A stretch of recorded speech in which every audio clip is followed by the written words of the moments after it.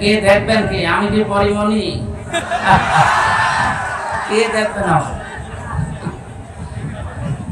কালকে ইন্টারনেট থেকে নামিয়ে দেখে নিন, বসে যেখানে আসেন হয় দাঁড়িয়ে থাকেন না বসে, যেহেতু জায়গাটা ভেজা তো বসতে বলছি না, দাঁড়িয়ে থাকেন, যেখানে আসেন ওইভাবে থাকেন। কি বলবো আর বলেন।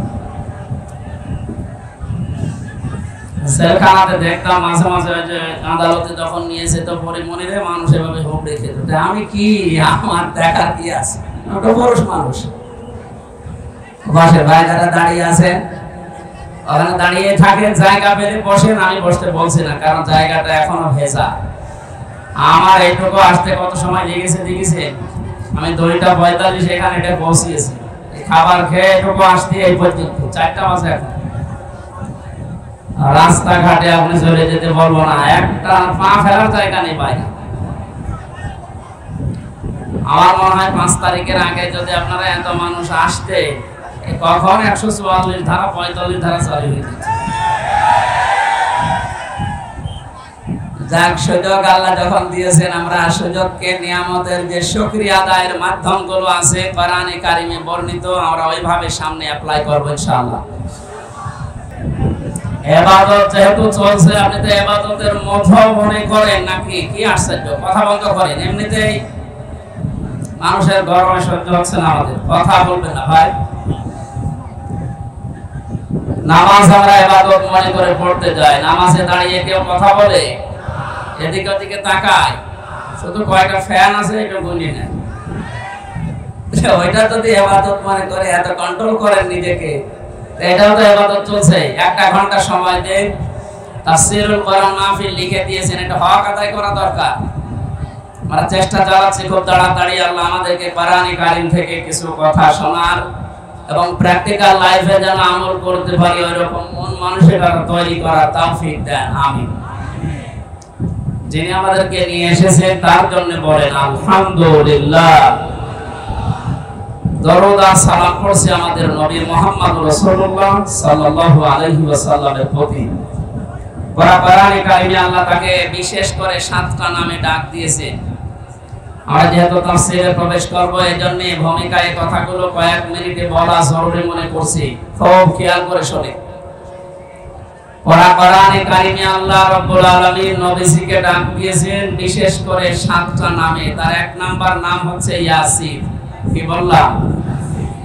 আমরা অনেকে এখানে যারা আছি জানি যে ইয়াসিন সূরা একবার পড়লে 10 খতম কোরআন শরীফের সওয়াব হয়। এটা জানেন তো? কেন হয় বলেন তো? এটা কোরআনের দিল বলা হয়, অন্তর বলা হয়। এর ভিতরে 83টা শিক্ষা দিয়েছেন আল্লাহ। এগুলো যদি আমাদের বাস্তব জীবনে আমরা প্রতিপালন করতে পারি, আপনি একবার পড়লেই 10 খতম কোরআন শরীফের সওয়াব পাবে, মাস্ট বি, কোনো সন্দেহ নেই। প্রথম শিক্ষাই হচ্ছে ইয়াসিন। প্রথম কি? আল্লাহ পাক বলেন ইয়াসিন ওয়াল কোরআনিল হাকীম। তাফসীরে কাবীর আল্লামা ফখরুদ্দিন রাজি রাহমাতুল্লাহ আলাইহি ইয়া আর সিন এই 2টা শব্দের অর্থ দিয়েছেন 5টা। ইয়া মানে হে, এটা হরফে নেদা। সিন মানে সাজ্জেদ, সাজ্জেদ শব্দের অর্থ তিনি বলেন 5টি। 1 নম্বরে সাজ্জেদুল আলামিন, 2 নম্বরে সাজ্জেদুল বাশার, 3 নম্বরে সাজ্জেদুল কাউনাইন, 4 নম্বরে সাজ্জেদুল আম্বিয়া, 5 নম্বরে সাজ্জেদুল মুরসালিন। যশোরবাসী যেহেতু প্রচন্ড গরম এবং সময়ও কম, খুব তাড়াতাড়ি শিক্ষাগুলো বের করার চেষ্টা চালাচ্ছি। 1 নম্বরে যে অর্থ তিনি বের করে আমাদেরকে শুনিয়েছেন সাইয়্যিদুল আলামিন। শুধু আলম না, যত জগৎ আল্লাহ বানিয়েছেন, যেখানে আপনি বসবাস করেন সেখানে বিশ্ব নবী বাদ দিয়ে অন্য কাউকে আদর্শ মানা যাবে না। ইয়াসিন হে নেতা, এই শব্দটা আল্লাহর মুখ থেকে আল্লাহ নিজে বের করেছেন। আল্লাহর ঘোষণা দেওয়া নেতা এই পৃথিবীতে মাত্র একজন। কয়জন? আরো জোরে। বারবার বলছি কারণ এটা শুধু দুনিয়ার বিষয় না, এটা সম্পর্ক আখিরাতের সাথে। আল্লাহর ঘোষণা দেওয়া নেতা যদি একজন হয়, ইয়াসিন বলে আল্লাহ যাকে ডাক দিয়েছেন, যেটা আপনি শুধু এই বাংলাদেশে, ভারতে, পাকিস্তানে না, এই পৃথিবীতে এখন 228টার উপরে রাষ্ট্র আছে, স্বাধীন পরাধীন মিলে। যেখানেই বাস করেন সেখানে আপনাকে মুহাম্মদুর রাসূলুল্লাহকে নেতা মানা লাগবে। এমনকি আপনি যদি বলেন না এই জগতে আমি নেই, আমি আছি মঙ্গল গ্রহে, চাঁদের দেশে, যেখানে থাকবেন ওখানে আপনার আদর্শ হওয়া লাগবে মুহাম্মদুর রাসূলুল্লাহ। এই শব্দটার পক্ষে আল্লাহ নিজে দলিল দিয়েছেন, ইয়াতানাজ্জালুল আমরু বাইনাহুন্না ইলা আখির আয়া। সূরা তালাকের ভেতরে আল্লাহ জানিয়েছেন প্রতিটি জগতে আমি আল্লাহ বিধিবিধান নাজিল হচ্ছে ওই সৃষ্টি দেখে দেখে। যেখানে আল্লাহর যে সৃষ্টি আছে ওখানে আল্লাহ ওই রকম বিধান নাজিল করছে। আপনি যদি মঙ্গল গ্রহে বাস করেন ওখানে আপনার জন্য হয়তো আলাদা বিধান আল্লাহ নাজিল করেছে ওখানে যারা আছে, কিন্তু নেতা আদর্শ মানা লাগবে মুহাম্মদুর রাসূলুল্লাহকে। এই শব্দের সাথে দ্বিমত আছে কারণ? বলেন কেন বারবার বলছি বলেন তো? এটা যদি শুধু দুনিয়ার সাথে সম্পর্কিত হতো, কসম আল্লাহর আমি এই ময়দানে বলতাম না। এটা সম্পর্ক আখিরাতের সাথে, কারণ মরণের পরে আল্লাহ যখন বিচার ব্যবস্থা কায়েম করবেন, তার বিচারের ধাপগুলো হবে 3টা। তাফসীরে মনির মুফাসসির লিখেছেন, 1 নম্বরে মানুষকে আল্লাহ ডাক দেবে বিচারের ময়দানে একা একা। এখান থেকে একটা শিক্ষা পাওয়া যায়, এ বাংলাদেশে প্রায় 48,000-এর উপরে এখন দরবার আছে সরকারি জরিপে। কত? বিভিন্ন জায়গা থেকে একই কথা আসে যে কিয়ামতে আমার এই পীর সাহেব লক্ষ লক্ষ মানুষ নিয়ে কিয়ামতে উঠবে। এটা তাহা মিথ্যা কথা। কোরআনে কারিমের সূরা মারিয়াম 16 নম্বর পারা 10 নম্বর পৃষ্ঠার 15 নম্বর লাইনের 95 নম্বর আয়াত শেষ নাম্বার রুকুতে আছে। এটা তাফসীরে হাক্কানিতে পাবেন। রাব্বুল আলামিন বলেন, ওয়া কুল্লুহুম আতিহি ইয়াউমাল কিয়ামাতি ফারদা। কিয়ামতে প্রতিটি মানুষকে আমার সামনে আমি আল্লাহ দাঁড় করাবো বিচারের জন্য, স্রেফ একা একা। কয়জন করি বলেন? তাহলে এই কথার এগেইনস্টে যে কথাগুলো চলছে ভারত, পাকিস্তান আর বাংলাদেশে, সেটা যে পুরা ধোঁকাবাজি, মিথ্যা, কারো উপরে ভরসা করা যাবে না। আপনাকে উঠতে হবে কিয়ামতে স্রেফ একা একা, কেউ থাকবে না। একটু বাস্তবতা নিয়ে ভাবুন তো। কিয়ামতে আল্লাহ বিচার ব্যবস্থার প্রথম ধাপে যখন আল্লাহ আপনাকে ডাকবেন, আপনি যে জীবন তৈরি করলেন, জীবনের দিকে তাকিয়ে কি মনে হচ্ছে যে আল্লাহ পাকের সামনে আপনার জীবনের হিসাব দেওয়া যাবে? মাঝে মাঝে একা একা যখন থাকি ভাবি, আল্লাহ তুমি যদি বলো হামজা 2024 সালের আগস্ট মাসের 31 তারিখ পর্যন্ত করে মাফ করে দিলাম, যা হিসাব দেওয়া লাগবে না। শুধুমাত্র সেপ্টেম্বরের 1 থেকে 10 তারিখ, এই 10টা দিনের হিসাব দিয়ে তুই জান্নাতে চলে যা। ওই দেশবাসী, আমার যে জীবনের অবস্থা, আমার তো মাঝে মাঝে এই ধারণা চিন্তা আসে যে না, এই 10 দিনের হিসাব দেওয়া সম্ভব না। আপনারা পারবেন না? আপনি পারবেন।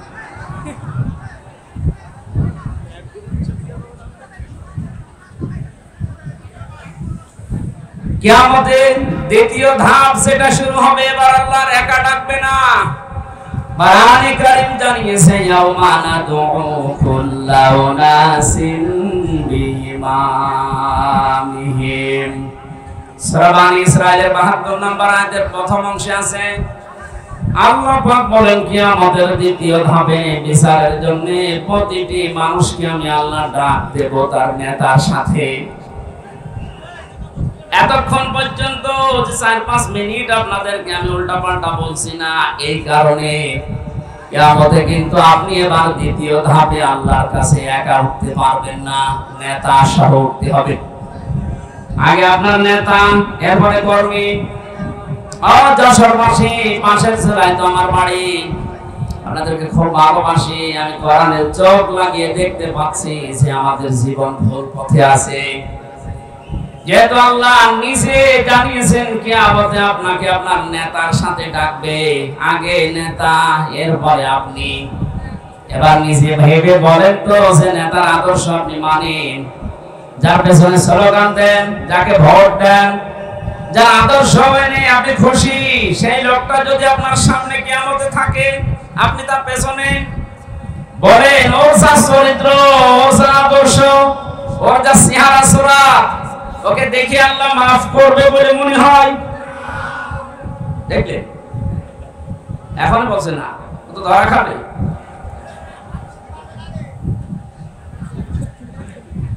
এখনই যদি বলেন না, যার পেছনে আছি এরে দেখলে আল্লাহ মাফ করার কথা না, তাহলে এই মুহূর্তে আপনার সিদ্ধান্ত পাল্টাতে হবে না, নাকি আপনি ধরা খাবেন? ধরা খেতে চান? এই জন্য আমি আহ্বান জানাচ্ছি যাদের নেতা ঠিক নেই, এখন যদি বলেন নবীজি তো নেই, আমি মানবো কাকে?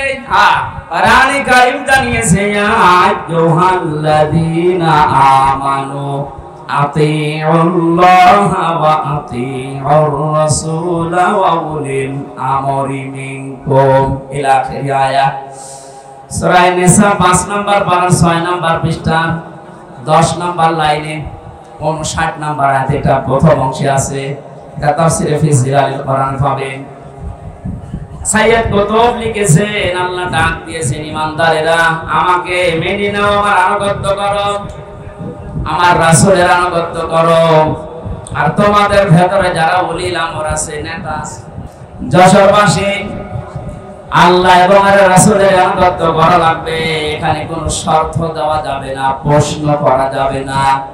এজন্য আতিউ শব্দটা, এই ভাব, এই ক্রিয়া, এই ফেল, এটা আল্লাহ নিজের নামে রাসূলের নামে দিয়েছেন। কিয়ামত পর্যন্ত যেহেতু রাসূলুল্লাহ দুনিয়ায় থাকবে না, এজন্য উলিল আমর কিয়ামত পর্যন্ত আসতেই থাকবে। আল্লাহ রাসূলের পরে যদি দুনিয়ায় কাউকে আপনি আদর্শ মানতে চান, নেতা মানতে চান, সামনে রাখতে চান, দেখতে হবে ওই লোকটা আল্লাহ রাসূলকে মেনে চলে কিনা। এটা যেহেতু নফল না, মুস্তাহাব না, সুন্নাত না, এটা ফরজ। নামাজ যেভাবে ফরজ মনে করে পড়ি, আদর্শ ঠিক করাটাও আমাদের জন্য এই মুহূর্তে ফরজ, কারণ এটার সাথে আমার আখিরাত জড়িত। কথা বলে ঠিক কিনা? যাদের ঠিক নেই আশা করছে আপনি এখনই পাঠিয়ে যাবেন। আল্লাহ রাসূলকে যে লোকটা মেনে চলে তাকে আপনার মানা ফরজ, যে আল্লাহ রাসূলকে মানে না তাকে মানা হারাম। এবার আপনার বিবেকের উপরে দিলাম। এই কথা শোনার পরে কারো যদি মনে হয় যে এটা তো রাজনীতি হয়ে গেল, হ্যাঁ এটা রাজনীতি, আপনার কাছে যারা উল্টো পাল্টা মনে না হয়, এজন্য আমি আয়াত, পারা, পৃষ্ঠা, লাইন, রোগো, সূরার নাম, তাফসীরের নাম বলেছি। আপনি বাড়িতে যেয়ে মিলিয়ে দেখেন, যদি না পান আমি আর কথা বলবো না, কিন্তু যদি পান আপনাকে মেনে নেওয়া লাগবে। হ্যাঁ কথা বলেন। আপনি নিজে পড়াশোনা করবেন না কোরআন, হামজা এত পড়াশোনা করে বলবে, আপনি মানবেন না। কি হয়েছে কি আপনি কি হয়েছে বলেন।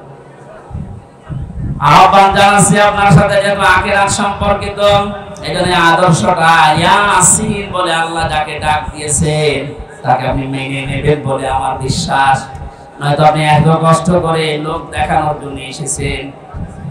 আল্লাহ আমাদের মনের অবস্থান যেন পরিবর্তন করে দেন, বলেন আমিন। এখানে একটা হাদিস মনে পড়ছেন, মানিত্তাবাল হুদা বিগাইরিল কোরআন আদাল্লাহুল্লাহ। তিরমিজি শরীফের হাদিস। বিশ্ব নবী জানিয়েছেন এই পৃথিবীতে কোরআনে কারীম যেখানে নেই, কোরআনের কর্মসূচি চলে না, এরকম কোন জায়গায় যদি কেউ ভালো হওয়ার নিয়তে চায়, আল্লাহ নিজে তাকে দায়িত্ব নিয়ে খারাপ বানিয়ে দেয়। যশোরবাসী শব্দের দিকে খেয়াল করেন। নবীজি দল্লা শব্দ দিতে পারতেন, দল্লা ইয়াদিল্লু,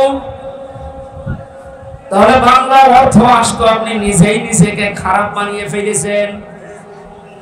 শব্দটা যেহেতু আবাল্লা ইয়াদিল্লু বারে ফাল থেকে এসেছে, এই জন্য বাংলা অর্থ দাঁড়িয়েছে আপনি হয়তো ভালো হওয়ার নিয়তে কোন জায়গায় গিয়েছিলেন, কোন দলে হোক, কোন দরবারে হোক, কোন আস্তানায় হোক, কোন দরগায় দরগায়, সেখানে বলেন আপনার নিয়ত ভালো ছিল যে আমি ভালো হব, কিন্তু কোরআনে কারীম যদি সেখানে না থাকে, কোরআনের নির্দেশনা কর্মসূচি যদি সেখানে না পাওয়া যায়, আল্লাহ নিজে দায়িত্ব নিচ্ছেন আপনাকে গোমরা বানিয়ে দেবে। কত বড় ভয়ঙ্কর শব্দ লিখেছেন, আল্লাহ দায়িত্ব নিচ্ছে। আর এখানে ছোট বড় কম বেশি আমরা সবাই কথা বিশ্বাস করি, হেদায়েত দেওয়ার একচ্ছত্র মালিকানা হামজার বাবার। আরো বলে জোরে, আল্লাহ ছাড়া হেদায়েত কেউ দিতে পারে?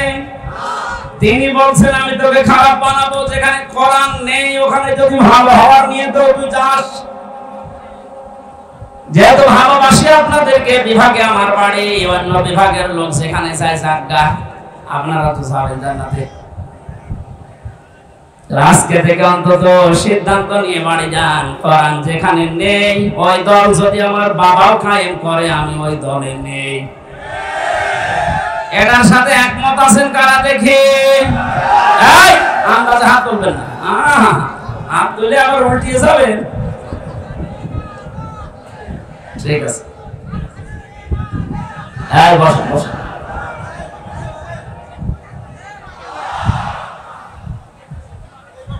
মামা ওয়াজ তো হয়ে গেছে, আবার ওয়াজ করা লাগবে?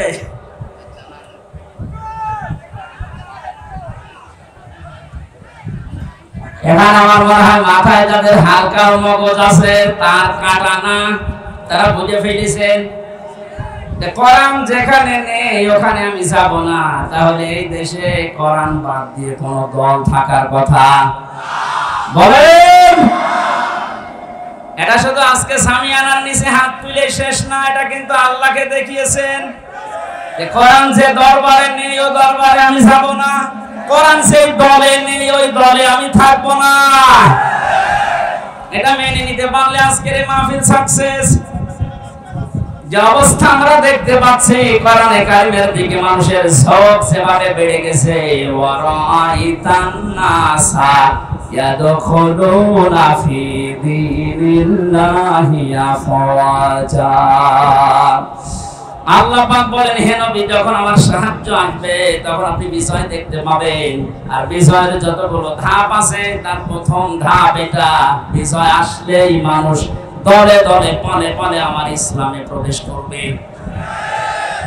আগস্টের 5 তারিখের পর থেকে আজকের এই সেপ্টেম্বরের 10, 1 মাস 6 দিনের ব্যবধানে বাস্তবতা আমি যেটা দেখতে পাচ্ছি, বিবিসির নিউজ পেয়েছি, ওই 5 তারিখের আগে এদেশে 100 জনের মাত্র 16 জন মানুষ চাইতো যে ইসলামে দেশে কায়েম হোক।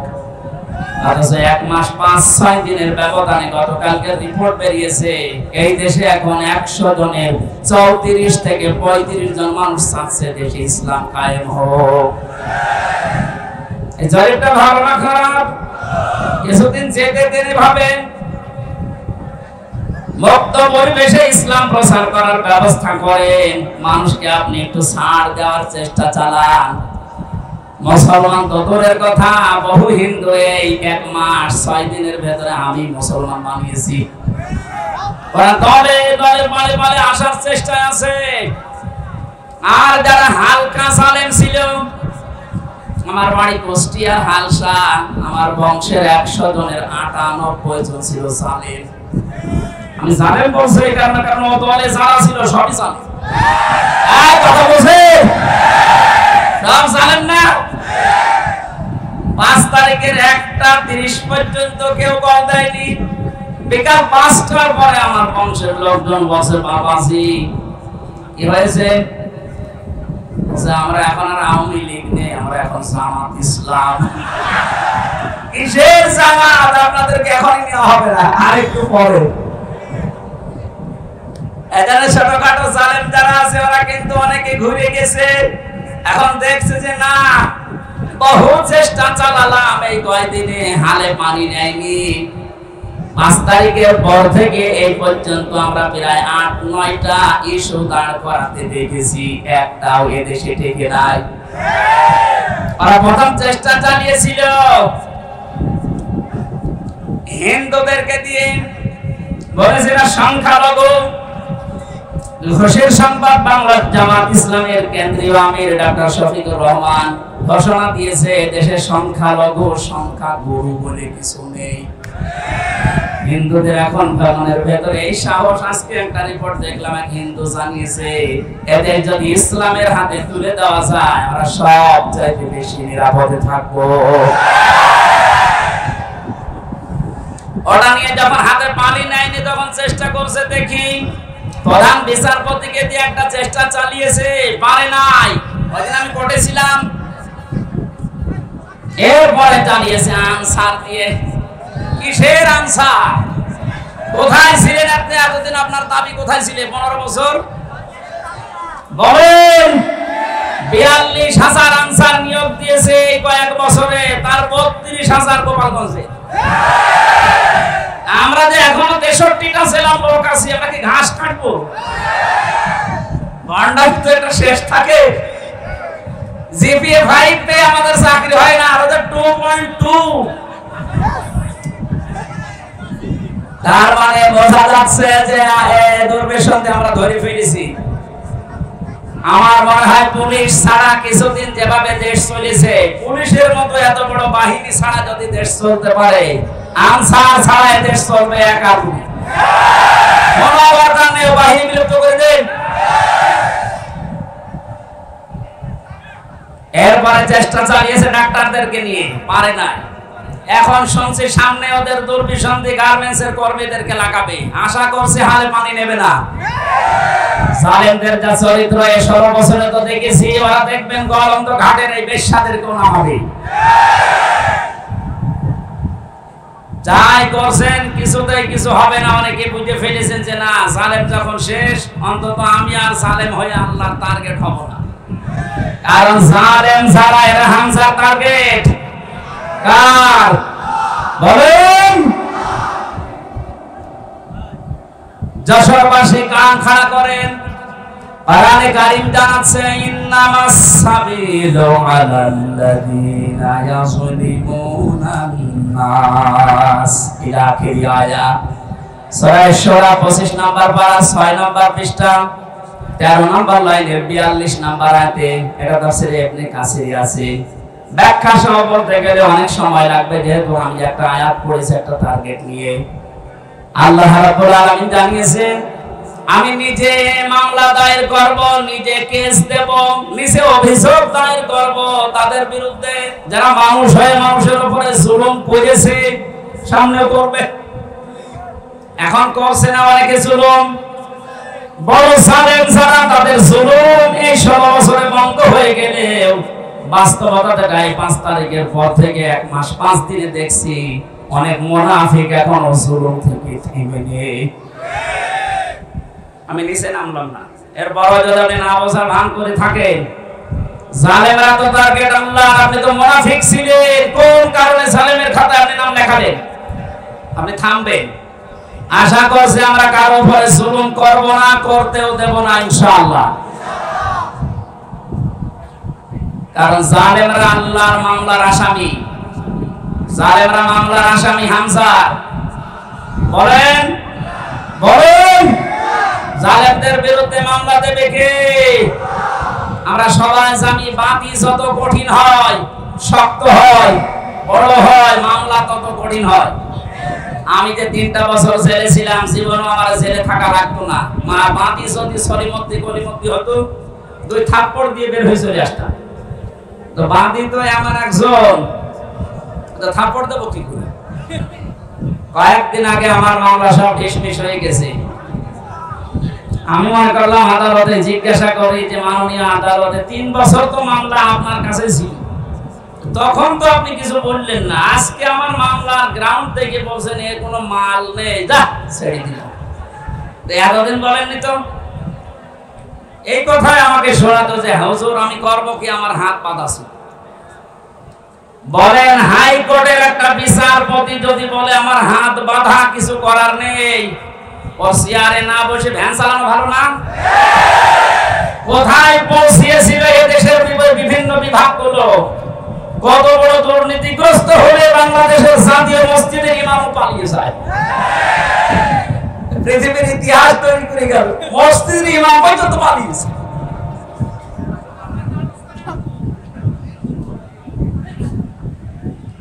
যশোরবাসী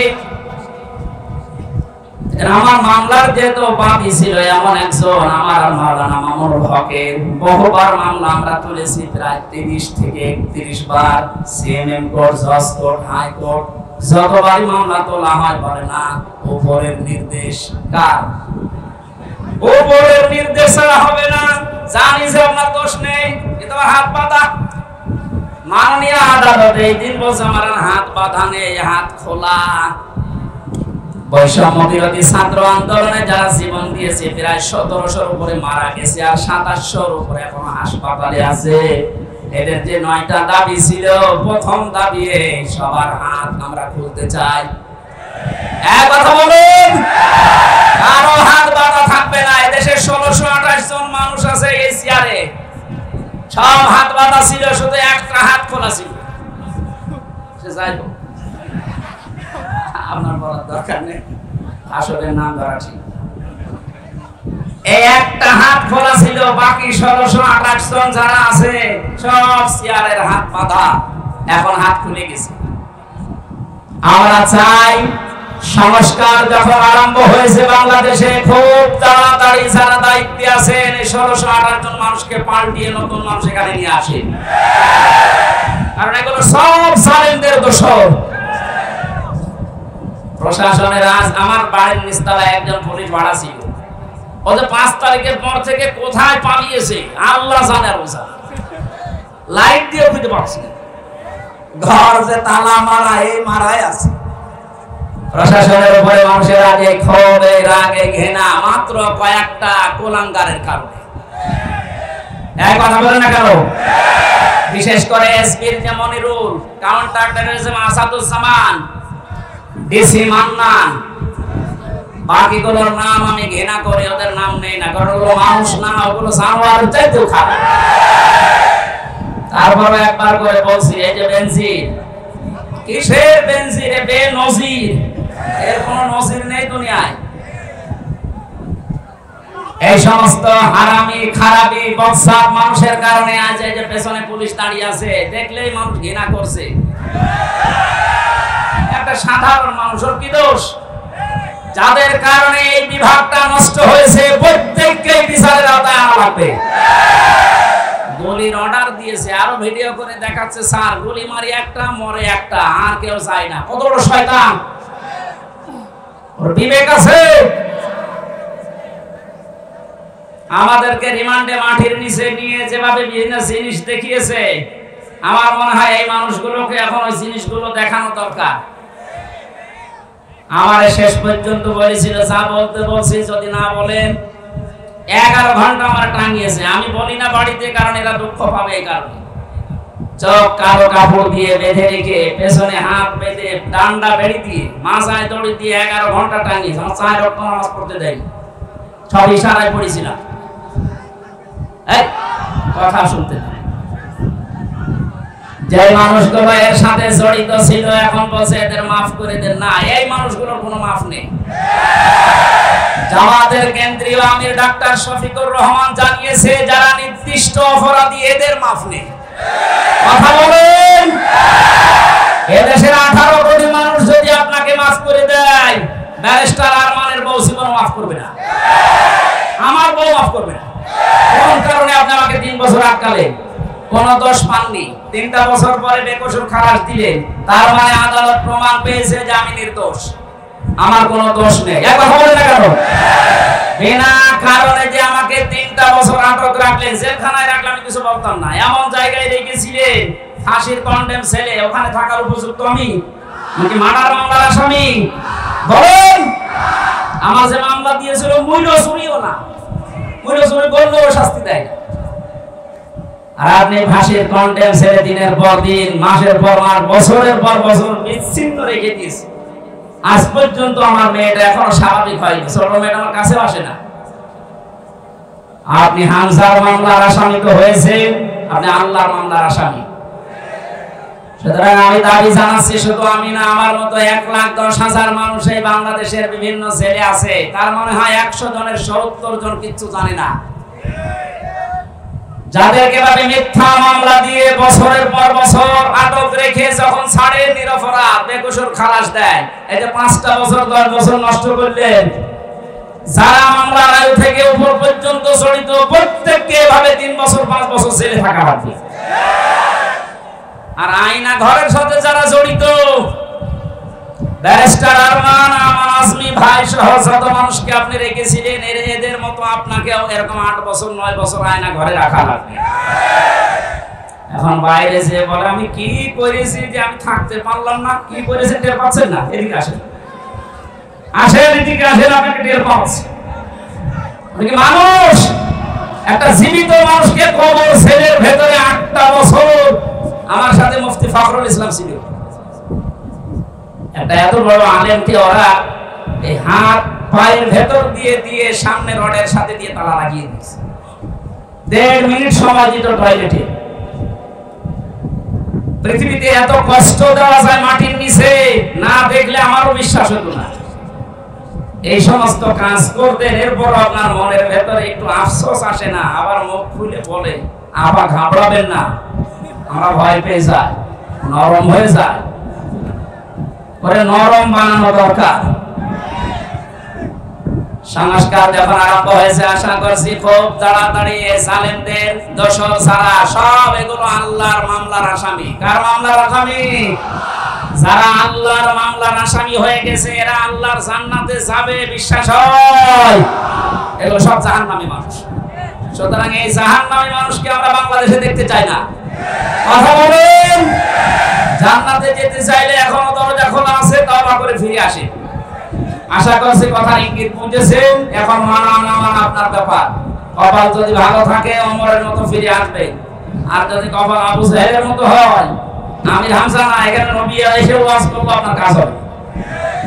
আমরা কোরআনে কারীম থেকে সূরা মুলকের 2টা মাত্র আয়াত পড়েছি, তাফসীর আকারে কথা বলছি। আর কত সময় থাকা যাবে নাকি? আসরের নামাজ শেষ হয়েছে তো, জোহর আসর পড়ে এসেছে। ঠিক আছে,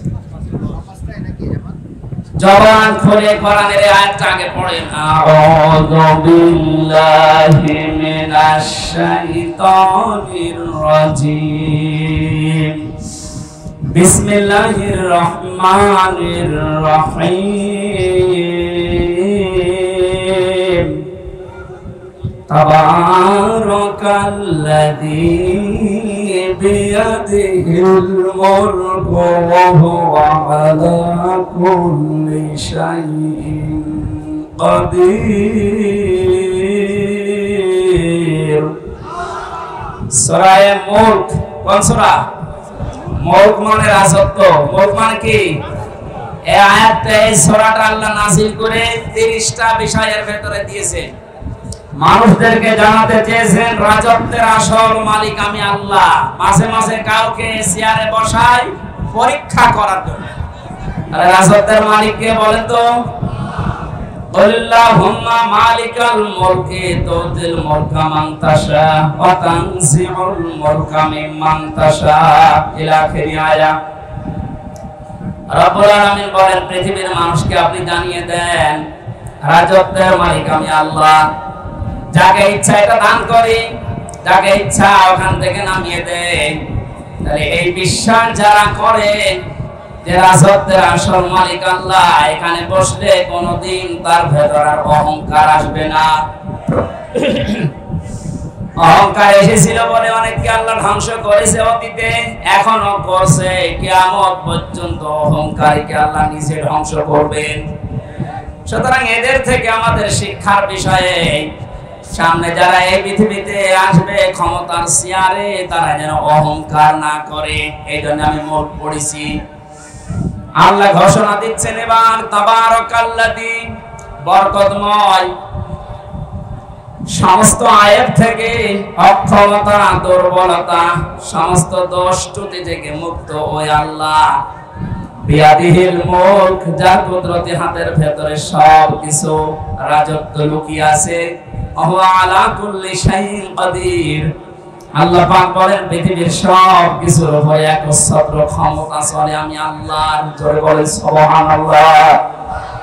এই আয়াতটা যাদের ভেতরে যত বেশি দৃঢ়ভাবে বিশ্বাস যত মনে হয়েছে, তাদের জীবন দেখবেন তত বিনম্র, নম্র এবং ছোট। এভাবে নিজের জীবনকে তারা চালাতে চায়।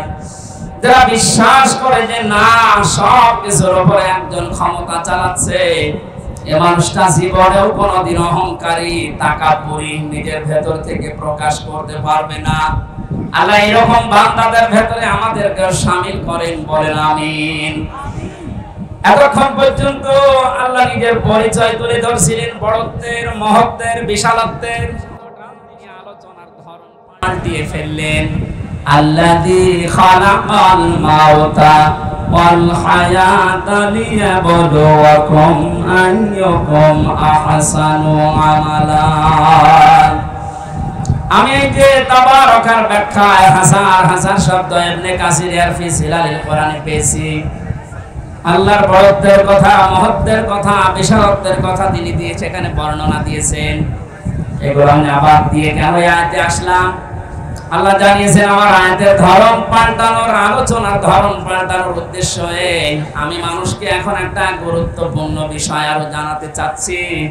তিনি সে আল্লাহ যিনি তার বান্দাদের হায়াত আর মওত এই দুইটা তৈরি করার পরে দুনিয়ায় পাঠিয়ে দিলেন। তিনি দেখতে চান তোমাদের ভেতরে কে ভালো কাজ করে তার কাছে যেতে পারে। এবার আসেন আয়াত থেকে আমরা শিক্ষা নেই।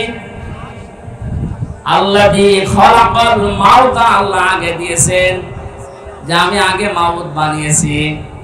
ও পৃথিবীর মানুষেরা, এই আয়াতটা আমাদেরকে ডাক দিয়ে এটাই বোঝাতে চায়, শিক্ষা দিতে চায়, পৃথিবীবাসী যত উপরে ওঠো না কেন এই চিন্তা করবা যে মরা লাগবে। যশোরবাসী এই চিন্তা যদি মানুষের ভেতরে খুব বেশি আসে, ওর অন্তর পরিচ্ছন্ন হয়, পৃথিবীতে পাপ কাজ কম করার জন্য, অন্যায় ছেড়ে দেওয়ার জন্য মরণের কথা স্মরণ করা খুব কার্যকর। নবীজি জানিয়েছেন অন্তর যদি কেউ পরিষ্কার করতে চায়, দুইটা বিষয় তাকে দিলাম।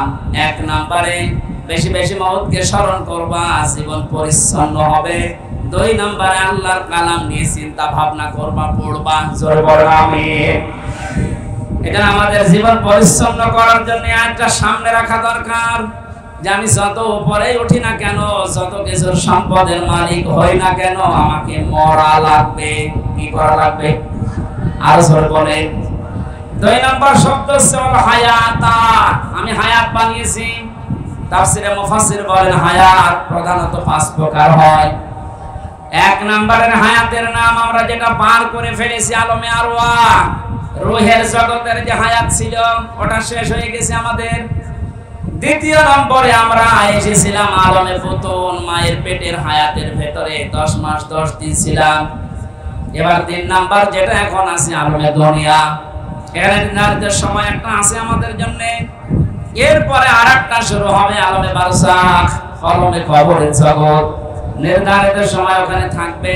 5ম নম্বর যেটা শুরু হবে আর কোনোদিন শেষ হবে না, আলমে আখিরাত।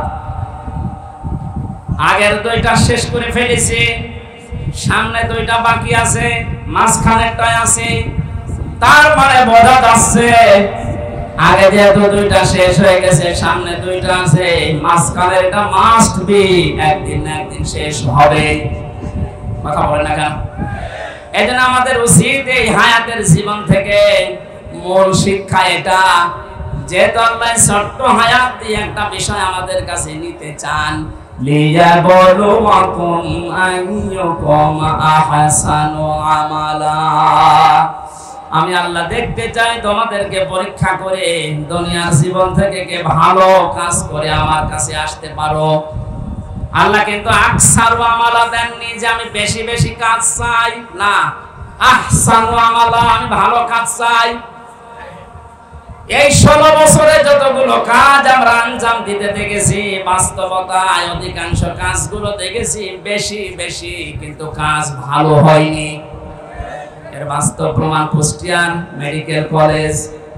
এত টাকা পয়সা খরচ করে এত বিশাল এরিয়া নিয়ে বানিয়েছে, কাজটা বেশি আমরা দেখতে পেয়েছি, কিন্তু কাজটা ভালো হয়নি। বানানোর আগেই ধসে পড়ে গেছে। বলেন নাউজুবিল্লাহ।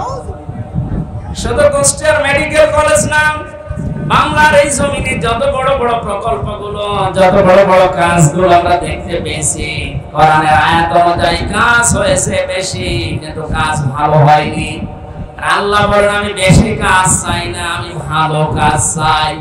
কি কাজ বলেন বলেন? এখান থেকে একটা শিক্ষা পেয়েছি তাফসিরে, এটা আমি পেয়েছি ফি সিরারিল বারানে।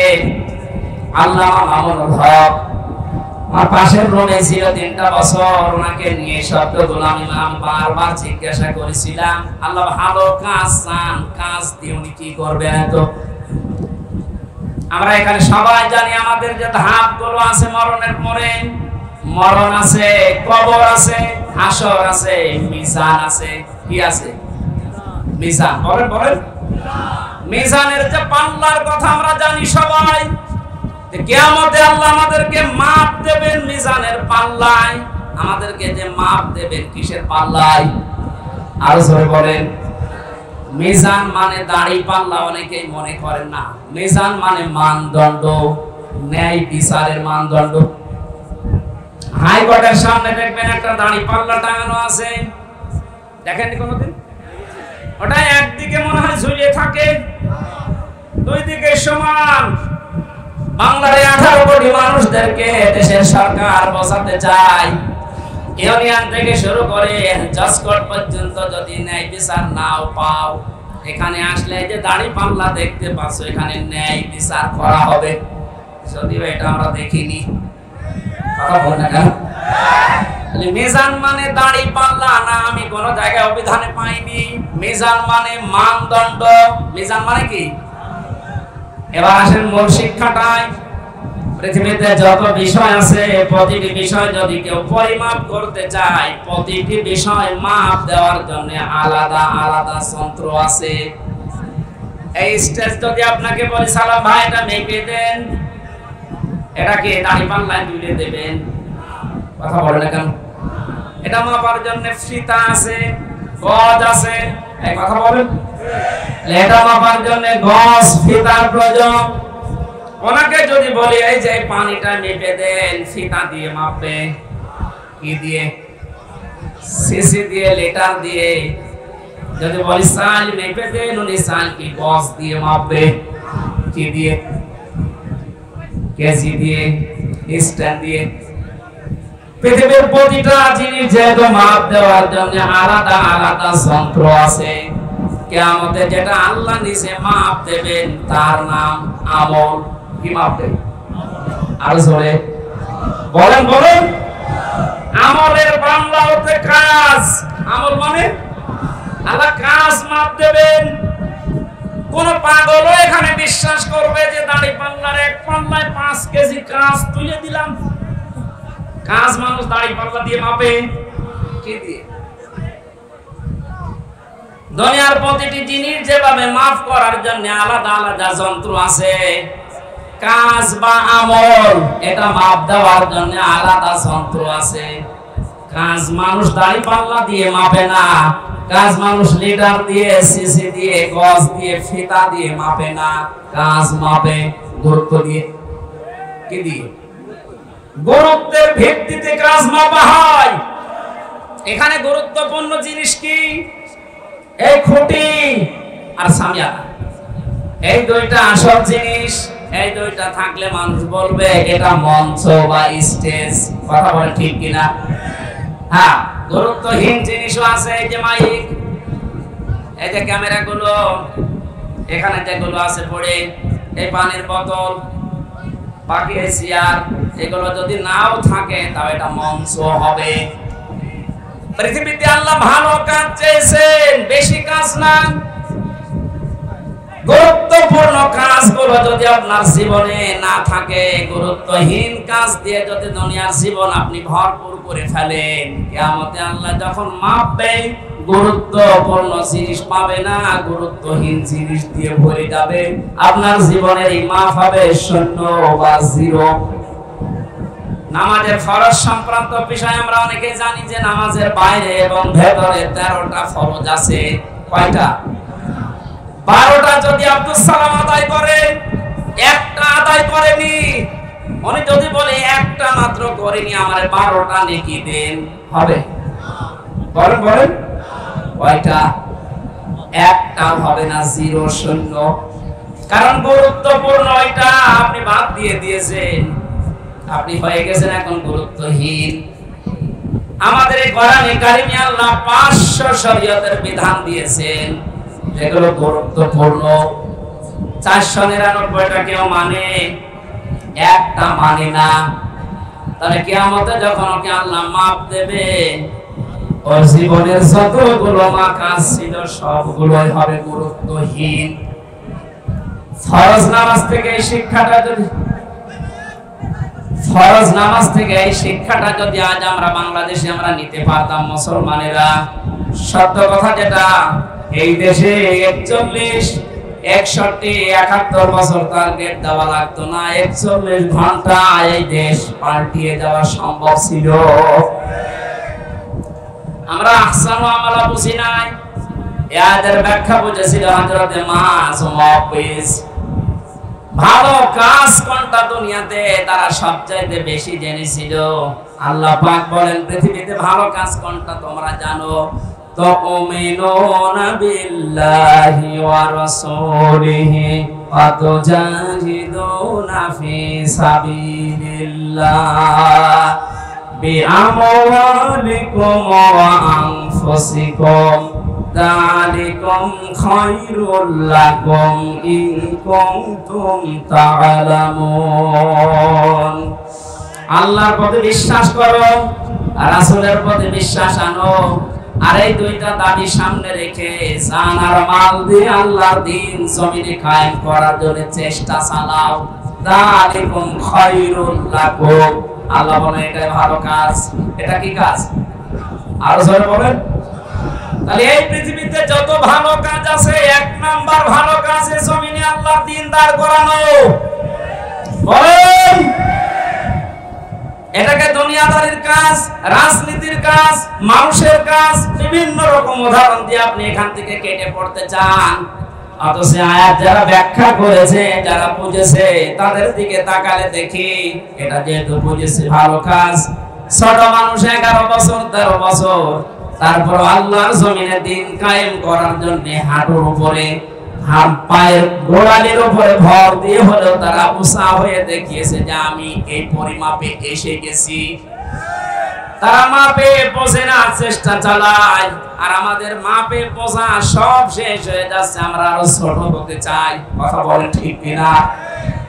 আমার আল্লাহ আমাদের সবাইকে যেন সাহাবায়ে কেরামের মতো আয়াত থেকে ভালো কাজ কোনটা এটা বুঝে দুনিয়ায় মেনে নেওয়ার তৌফিক দান করেন, আমিন।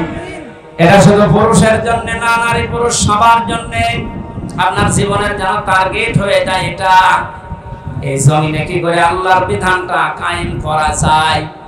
সত্য কথা এটাই, আল্লাহর বিধান যতদিন এই জমিনে কায়েম না হবে, যতই দুয়া দরুদ পড়ি না কেন, কোনদিন এই জমিনে শান্তি কাঙ্ক্ষিত সম্ভব না। বাবা চালিয়েছিল এই দেশটা, আমরা দেখিনি, মুরব্বিরা দেখেছে। স্বামী চালিয়েছিল, চাচা চালিয়েছে 9 মাস 9 বছর, বউ চালিয়েছে, আপা চালিয়েছে। এখন শুধু দেখতে বাকি আছে কোরআন দিয়ে দেশ চললে কেমন দেখা যায়।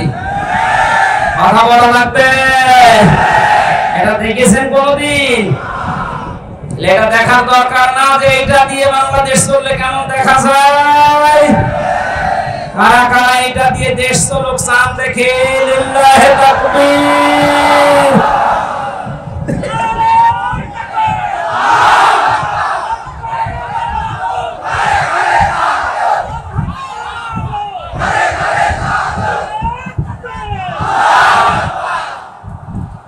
এটা যদি কেউ উল্টাপাল্টা ধারণা করেন, রাজনীতি মনে করেন, দুনিয়ার কাজ মনে করেন, এই আয়াত কেটে বাদ দিয়ে দেবে। এরপরের শব্দ কি? ওয়াহুয়াল আজিজুল গফুর।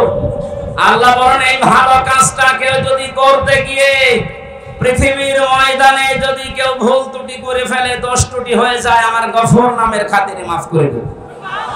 আর যদি কেউ চালাকি করে এই কাজের সাথে, কেউ যদি মানুষকে নিজে চালাক মনে করে, না এর ভেতরে আমি নেই, দুনিয়ার কাজে রাজনীতি, আমি কিন্তু তার জন্য আজিজ হব, আমি পরাক্রমশালী, যদি ধরি ওরে আর ছাড়বো না। আল্লাহকে ধোঁকা দিয়ে বোকা বানানো যাবে? যেহেতু উনি মনের খবরও জানে, আপনার মনের অবস্থা কি আল্লাহ ভালো জানছেন। আশা করছি ভালো কাজ যেটা কোরআনে কারিমে 500 আছে এরকম, এর ভেতরে 1 নম্বরে এইটা। আল্লাহ জীবনের আসল টার্গেট যেন এটা বানানোর তৌফিক দান করেন, আমিন।